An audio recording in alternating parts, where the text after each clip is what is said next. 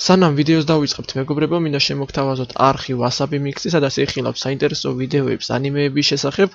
გადათით აღწერაში მოცემულ ლინკზე, გაიცანით არხს, თუ მოგეწონებათ აუცილებლად გამოიწერეთ არხი, გააქტიურეთ ზარეზღილაკი, რომ არ გამოტოვოთ საინტერესო ვიდეოები ამ არხიდან, ასევე იხილავთ ამ არხზე პირველ ქართულ მანგას უფასოდ, რომელიც არის ძალიან საინტერესო და ჩვენ ამ მანგას ცალკე ვიდეოში აუცილებლად გავნიხილავთ.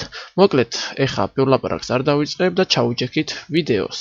მოგესალმებით, ანიმე სკვად, ჩემი სახელია ბლიზარდი, ხოლო დღევანდელი ვიდეოს თემა იქნება მიცუკიზე, მოკლედ ბევრი რომ არ გავაგრძელო, ჩაუჯექით ვიდეოს ჯიგრულად.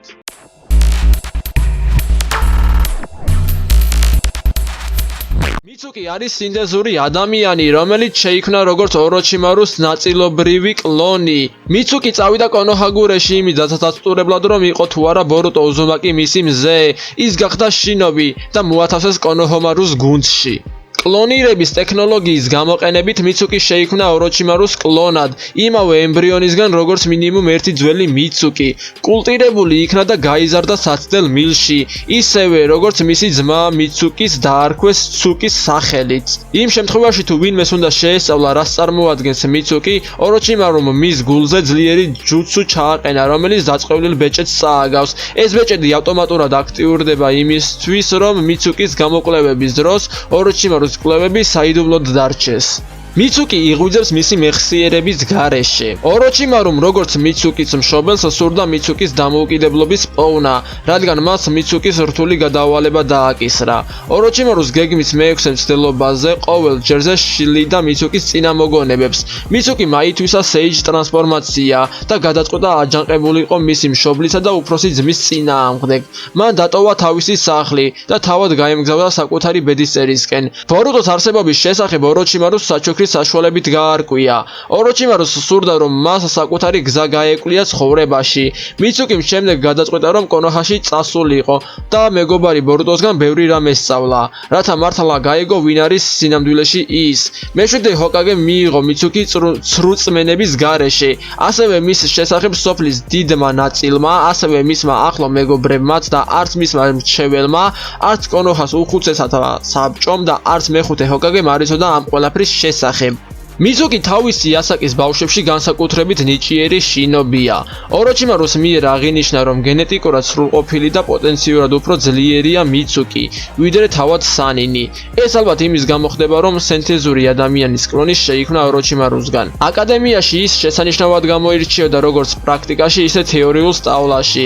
თავისი უნარ-ჩვევებით იგი პროგრესირდებოდა ჩვენინების გამოცდების ფინალში და იგი ამ ტურნირის ერთ-ერთ ძლიერ მებრძოლად ითვლებოდა. ჯუგოს მსგავსად მიცუკის შეუძლია დაუკავშირდეს ცხოველებს, გააცნობიეროს ისინი და ითხოვოს მათი დახმარება. მიცუკის აქვს თავისი ასაკის ძალიან მაღალი ჩაკრის დონე. ეს ყველაფერი საკმარისია სეიჯ მოუდის მისაღწევად. ის ძალიან სწრაფი და ძლიერია. შეუძლია თავიდან აიცილოს შეტევები და მტრის წინააღმდეგ სწრაფი რეაგირება მოახდინოს. ის ძალიან მოწინავეა ტაიძიუცუში.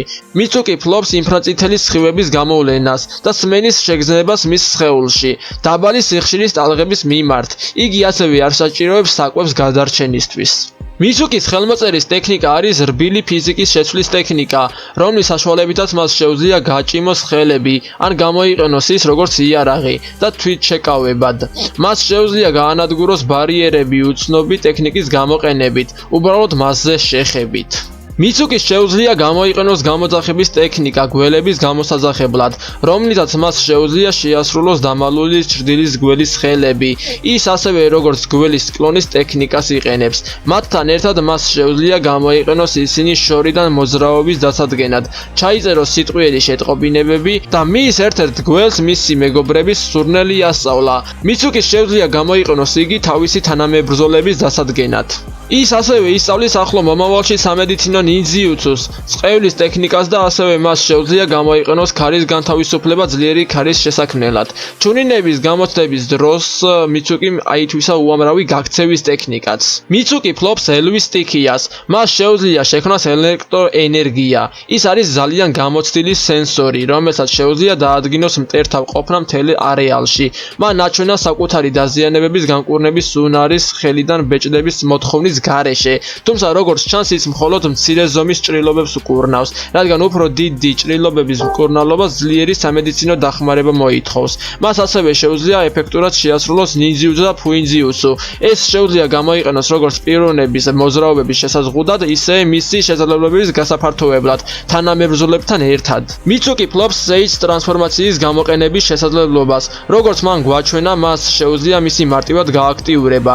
ეს ტექნიკა მისთვის უნიკალურია. იგი იძენს ძლიერ ჩაკრას, რომელიც სხეულის გარშემო არსებულ გველებად გვევლინება და ასევე მას შუბლზე ეზრდება ერთი რქა. მისი სიჩქარე საგრძნობლად იზრდება, როგორც ეს შეძლო, როდესაც მან ოროჩიმარუს გრაგნილი დაიჭირა. მიცუკის ასევე შეუძლია მიაღწიოს Sage Modes, რომელიც აღინიშნება საშიშ ძალად, როდესაც იგი გამოიყენება Sage ტრანსფორმაციასთან ერთად. მიცუკის Sage ტრანსფორმაცია ძალიან წააგავს ტენსეიგანის ჩაკრის modes. მე მგონი ფოტოებიდან გამომდინარე თქვენს ხედავთ ამ მსგავსებას, ხო? ასევე ჩუნინების გამოცდაზე შინკის როცა უპირისპირდებოდა მიცუკი, იქ რომ გამოეყენებინა Sage mode და Sage ტრანსფორმაცია, ყველამ კარგად ვიცით რომ მიცუკი ძალიან მარტივად მოიგებდა იმ ბრძოლას.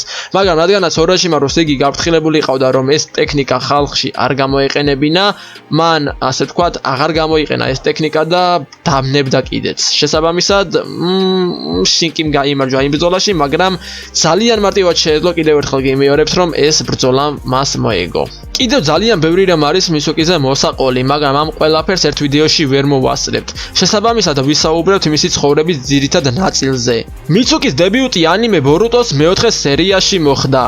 მიცუკის დაბადების დღე 25 ივლისს აქვს. სქესი კაცი.